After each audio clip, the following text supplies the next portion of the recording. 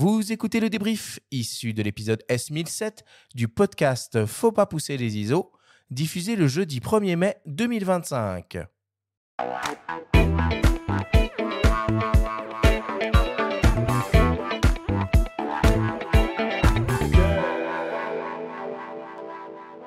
Nous sommes toujours avec le photographe Jérôme Meunier et Sylvain Pérez de Panajou pour cette grande discussion autour des objectifs à ultra grande ouverture. C'est le moment du débrief qui vous est présenté par Miss Numérique, le partenaire numéro 1 des créateurs d'images. Jérôme, Sylvain, si on devait essayer de résumer et de synthétiser tout ce que l'on s'est dit pendant cette émission. Première question pour toi, Sylvain. À partir de quelle ouverture maximale on pourrait considérer un objectif comme ultra lumineux? Sur des focales transstandards à partir de 1.4. Oh, tu es dur. Oh, moi, j'aurais dit tout ce qui est au-dessus de 2.8, quoi. Franchement, un 8, un f2, c'est quand même déjà sacrément lumineux, ça. T'as dit ultra lumineux. Ouais. Bon. Si on dit lumineux, je suis assez d'accord. D'accord. Lumineux, effectivement, de 8, c'est très lumineux. C'est voilà, lumineux. c'est lumineux. Ultra, je suis assez d'accord. Pas sûr non plus. On va en dessous d'un 8. 2, c'est bien déjà. Hein. 2, c'est bien, oui. Ouais. C'est lumineux. C'est lumineux, mais c'est pas c'est pas ultra. lumineux. Ouais, non. C'était peut-être ça le titre de l'émission qu'il aurait fallu choisir, lumineux ou ultra lumineux. Jérôme, quel est l'impact de l'ouverture sur la profondeur de champ et le bokeh? Et enfin, quels sont les autres paramètres à prendre en compte dans cette réflexion? Alors, plus on est à pleine ouverture, plus on va avoir cet effet 3D, plus il va y avoir un bokeh derrière. Après, en fonction de la montée en ISO aussi, qui fait, on va ouvrir plus, on va mettre un peu de grain supplémentaire capteur qui peut apporter un côté intéressant aussi à la photo. Et après, c'est la focale qu'on va choisir. Si on prend un 50, ben, on va être avoir un peu plus de bokeh derrière. Un 35, on va avoir un peu moins.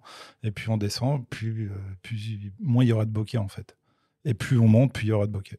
Et la distance par rapport au sujet, qui est important, aussi. et la taille du capteur, qui joue un rôle, évidemment. Et la distance entre le sujet et son arrière-plan, j'insiste un peu sur celle-là, parce que on peut, avec alors, la position... plus exactement, le caméra... type d'arrière-plan aussi qui va jouer. Comme tu l'as dit, à juste titre, c'est vrai qu'un mur crépi n'aura pas le même effet de bokeh que des lampadaires en pleine nuit. C'est sûr, du feuillage, par exemple, c'est magique. Du feuillage, des brins d'herbe, un champ de blé. Jérôme, accroche-toi. Comment est-ce que l'on pourrait qualifier et décrire le bokeh d'un objectif à sa pleine ouverture? Est-ce qu'il existe des signatures visuelles précises dans le bokeh avec certains objectifs? Oui, quasiment tous sont un peu différents. Globalement, il y a le Cat Ice chez Leica, qui est le King of Bokeh aussi, qui est un peu différent. Chez Sigma, ça va être un peu différent. Après, sur les optiques un peu plus modernes, ça va être un peu plus crémeux, un peu plus doux dans les bokeh. Si on est sur des vieilles optiques, ben, ça va être tournoyant sur certaines optiques. En fait, ça va dépendre du niveau de bokeh qu'on veut. Donc, il y a plein d'optiques pour ça. Hein. Il y en a pléthore. Hein. On peut choisir ce qu'on veut. Mais tout dépend le type de bokeh. S'il veut tourner, juste avoir des petites bulles bien rondes, bien faites, ou si c'est des œils de chat, ou voilà. Il y en a pour tous les goûts, en fait. Vive les bagues adaptatrices pour mettre les vieux cailloux sur les hybrides. Non, mais c'est vrai. C'est génial. C'est génial, en génial, fait. Quoi. Parce que ça ouvre d'autres possibilités sur la photo, en fait. Sylvain, si on vient te voir en boutique et qu'on te pose la question suivante, quelle sera ta réponse?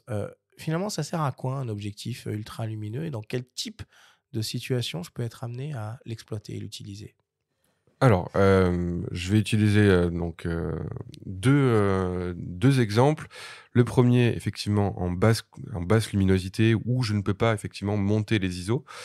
Et après, effectivement, pour démarquer le sujet de son arrière-plan, pour moi, c'est les deux conditions les plus marquantes pour l'utilisation d'une optique ultra lumineuse. Jérôme, est-ce qu'on peut percevoir la différence entre une photo prise à f1.8 et une autre prise à f1.4 à sujet, focale et distance de mise au point équivalente? Je pense pas. En fait, ça va être quasiment imperceptible. En fait, il faut vraiment être expert ou avoir une loupe sur la photo pour voir vraiment la différence, en fait. Sylvain, est-ce que la qualité optique des objectifs modernes à pleine ouverture est bonne? Elle est bonne, mais le maximum du piqué de l'optique s'obtiendra pas effectivement à la pleine ouverture de l'optique. Quel budget envisager, Sylvain, si on veut investir dans un objectif? Alors là, je vais revenir à ultra ou à grande ouverture. On en trouve à tous les prix. Effectivement, à grande ouverture, on a les fameux 50 mm 1.8 ou les 85 mm 1.8, par exemple, chez Sony, qui sont excellents. On peut monter effectivement à plusieurs milliers d'euros pour des optiques ultra, effectivement, lumineuses. Ma dernière question, Sylvain, pour toi. Est-ce qu'un zoom ultra lumineux, comme on peut le voir chez Sigma ou chez Sony, par exemple, ou même chez Canon, tiens, peut réellement remplacer une série de focales fixes? À titre perso, moi, je préfère avoir plusieurs focales fixes. Mais effectivement, si j'avais un besoin un peu, entre guillemets, un peu plus professionnel sur du tournage, par exemple, comme peut l'avoir Christophe, ou sur d'autres, sur du mariage ou ce genre de choses où on n'a pas le temps de changer d'optique, effectivement, c'est des optiques qui sont merveilleuses et qui vont trouver leur public, j'en ai aucun doute. Merci Jérôme, merci Sylvain pour toutes ces explications.